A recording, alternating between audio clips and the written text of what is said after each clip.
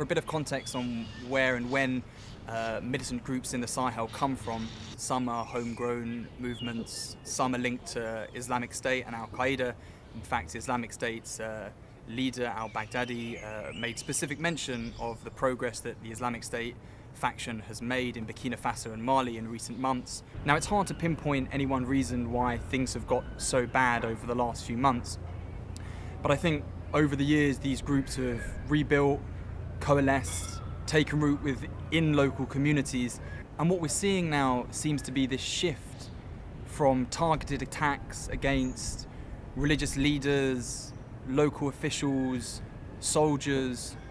to out-and-out attacks on entire communities, on entire villages that are just prompting these mass displacements. And I think in part that's also being caused by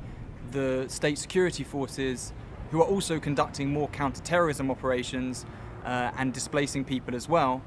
And when you speak to affected communities,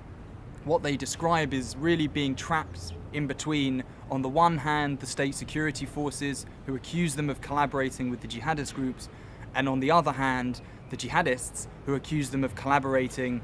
with the state security forces. And we just see this eruption of sort of distrust, massacres on both sides, and increased displacement. And it's worth bearing in mind that this is taking place in a region that is already vulnerable to climate change, that experiences more frequent extreme weather events, droughts, flooding, and with it food insecurity, malnutrition, and so on.